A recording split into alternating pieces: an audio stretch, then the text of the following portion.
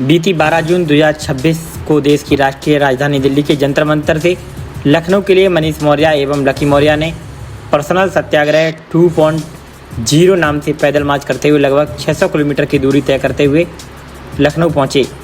इस दौरान सत्याग्रहियों ने लगभग 600 किलोमीटर की दूरी और 5 जिलों की सीमाओं को पार किया है। सत्याग्रह के दौरान अपार जनसमर्थन इन दोनों युवाओं को मिला। वर्तमान शिक्षा व्यवस्था एवं भ्रष्ट शासन के खिलाफ यह सत्याग्रह लगभग 1 माह से जारी है।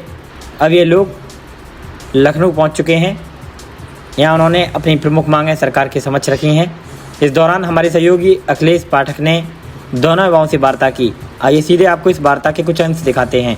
जैसे भारत को विश्व गुरु कहा जाता है, तो शिक्षा बहुत जरूरी है। इस्तीफा क्यों नहीं दे रहे? क्योंकि वो रिस्पॉन्सिबिलिटी नहीं समझते हैं। हमारा ये लोकतंत्र है। इस्तीफा तो दूर की बात है, इस मुद्दे पर बात चर्चा तक नहीं हो रही है देश में। इस देश का जो सुप्रीम नेतृत्व है इस बात पर, शिक्षा पर कोई चर्चा ही नहीं कर रहा है। इसलिए चर्चा नहीं कर रहा क्योंकि ये हम देश के लोगों की गलती है।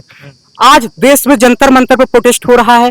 ये प्रोटेस्ट भारत के हर हिस्से में होना चाहिए। जब गांधी जी ने दांडी मार्च किया था, जैसे हम लोग दिल्ली से लखनऊ आए हैं, तो सिर्फ गांधी जी ने गुजरात में किया था। उनसे इंस्पायर होके आप देखेंगे केरल में के केलप्पन ने किया था, तमिलनाडु में श्री राजा गोपालाचारी। आपको लगता है कि धर्मेंद्र प्रधान के इस्तीफे से शिक्षा व्यवस्था में सुधार हो सकता है? बिल्कुल सही नहीं होगा।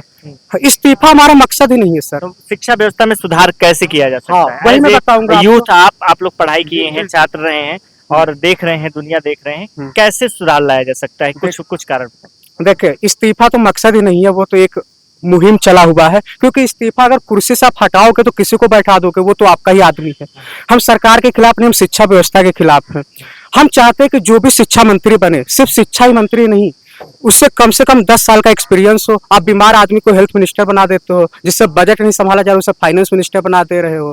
तो ये कहानी, जो कभी खेत में नहीं गया उसे एग्रीकल्चर मिनिस्टर बना दे रहे हो। तो देश में जो भी मिनिस्टर बने, कम से कम उसे 10 साल का एक्सपीरियंस हो, अच्छा अनुभव हो, वो इस फील्ड में पहले काम किया हो, तभी। जैसे एस जयशंकर है, आप उनको फॉरेन मिनिस्टर बनाए, बहुत अच्छा काम करते हैं। तो कुछ चीजें अच्छी है, कुछ बुरी हैं। शिक्षा व्यवस्था इसमें कोलैप्स हो चुका है। प्राइमरी एजुकेशन एकदम कोलैप्स हो चुका है। हायर एजुकेशन एकदम कोलैप्स हो चुका है। हम इंटरनेशनलाइजेशन की बात करते हैं, हमारे बच्चे विदेश में जाते हैं। जितने में ये चीज दुनिया देख रही है, ये चीज देश भी देख रहा है, युवा भी जान रहे हैं, जो लोग बैठे हैं वो भी जान रहे हैं। लेकिन इसमें बेहतर सुधार के लिए एज ए यूथ क्या आप सोच रहे हैं, क्या थिंक कर रहे हैं, कैसे इसका सुधार किया? इसमें चाहते हैं कि जो न्यू एजुकेशन, जब भी कोई चीज होता है देश में, तो उस पर पॉलिसी कमेटी बैठाई जाती है। तो 1920 में आपको पता होगा न्यू एजुकेशन पॉलिसी आई थी, ये तीसरी बार आई है। तो न्यू एजुकेशन पॉलिसी में नई नई पद्धति के बारे में बात किया गया है। उसमें एक मुद्दा ये भी है कि जीडीपी का 6% खर्चा करना है, लेकिन सरकार सिर्फ 2.7% करे। तो जब आप किसी चीज में पैसे खर्च करते हो तो सुधार आता है।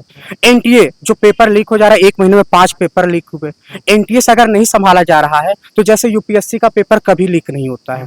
तो आप ऐसे संवैधानिक, इंडिपेंडेंट, ऑटोनॉमस बॉडी बनाओ ताकि पेपर लीक ना हो। एक जगह पेपर लीक हो रहा है, एक जगह नहीं हो रहा है, तो आपको सीखने की जरूरत है कि वहां क्यों लीक नहीं हो रहा है। क्या आपको लगता है सिस्टम में बैठे लोग या सरकार जानबूझकर ये नहीं चाहते हैं कि समाज का जो ओबीसी वर्ग है, जनरल वर्ग या गरीब व्यक्ति है, वो शिक्षित हो? बिल्कुल। अगर इनकी स्ट्रेटजी देखी जाए, जैसा प्राइमरी एजुकेशन आप देखिए, लगातार अगर उत्तर प्रदेश की बात करेंगे तो लगातार प्राइमरी स्कूल बंद हुए हैं, दारू के ठेके खुले हैं। ये क्या बता रहा है? आप ये कहीं ना कहीं ये चाह रहे हो कि लोग एजुकेशन न ले, और इस पे हवाला ये दिया जाता है कि हम स्कूल इसलिए बंद कर रहे हैं क्योंकि वहां पर टीचर्स नहीं अवेलेबल हो पा रहे, वहां पे बच्चे नहीं जा पा रहे हैं। आप सोचिए कि आपने एक दुकान खोला, एक एग्जांपल से हम समझाना चाहेंगे व्यूअर्स को। आपने एक दुकान खोला, अगर आपका दुकान नहीं चल रहा है तो ये आपकी गलती है या ग्राहकों की गलती है? गलती तो आपकी है ना। अगर वहां पे बच्चे नहीं जा रहे पढ़ने के लिए तो कहीं ना कहीं आपका फेलियर है। आपने देखा कि लगातार स्कूल बंद हुए, दारू के ठेके खुले। तो जैसा कि सिस्टम में आपने कहा कि बैठे हुए लोगों को क्या इसका प्रभाव पड़ रहा है, जो कर पा रहे हैं, तो ये कर इसलिए पा रहे हैं क्योंकि इनको पता है कि हम एजुकेशन कोलैप्स कर देंगे। जब एजुकेटेड हो जाएगा आदमी तो क्या करेगा? वो डिमांड करेगा, वो समझेगा, अपनी मांगों को समझेगा, वो समझेगा कि लोकतंत्र है। हमारे जो आप बैठे हुए, आप हमारे नौकर हो, आप मालिक नहीं हो। आप हर दिन देखते हो ऐसा ऐसा वीडियो आता है जहाँ पे तुरंत कोई गाली दे देता है। ब्यूरोक्रेसी में बैठा हुआ लोग किसी को मारता चला जा रहा है, कोई डर ही नहीं है उसको। तो लोगों का कहीं ना कहीं ये चार जान रहे हैं कि पढ़े लिखे नहीं रहेंगे लोग, तो इनको यही लगेगा कि यहाँ पे बैठे हुए जो लोग हैं वो हमारे मालिक हैं। अंग्रेजों के समय भी तो यही हाल था ना सर, वहां बैठे हुए लोगों को मालिक समझने लगे थे, तो हम समझने लगे थे। तो एजुकेशन को खराब करना चाह रहे हैं लगातार, ताकि लोग एजुकेटेड ना हो। जब एजुकेटेड नहीं होंगे तो ये मोनार्किस्ट बन जाएगी। आप हर बार धर्म के नाम पे वोट दे लोगे। क्या करते हैं लास्ट में, क्या होगा कि कहीं ना कहीं औरंगजेब का कब्र खुदवाया जाएगा, कहीं मंदिर मस्जिद का मुद्दा निकलेगा, और हम सब क्या करेंगे, उसी आवेश में बह करके जाके पोलिंग बूथ पे अपना वोट डाल देंगे। सबसे इजी प्रोसीजर है।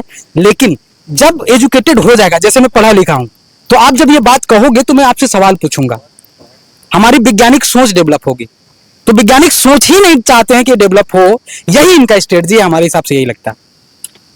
आपको मैं बता दूं कि इस देश की बढ़ती हुई बेरोजगारी और लचीली शिक्षा व्यवस्था ये संकेत दे रही है कि यहाँ का युवा जो बेरोजगार है सड़कों पर धक्के खा रहा है, कभी इको गार्डन में, कभी जंतर मंतर पर धरना प्रदर्शन कर रहा है। लेकिन फिर भी आप समझ रहे हैं कि ये लोकतंत्र है। सरकार पर जो सिस्टम में बैठे हुए उच्च लोग हैं, इस शिक्षा व्यवस्था पर कोई चर्चा करने के लिए तैयार नहीं है। अपनी प्रतिक्रिया कमेंट बॉक्स में जरूर दीजिए। देखते रहिए द दस्तक 24।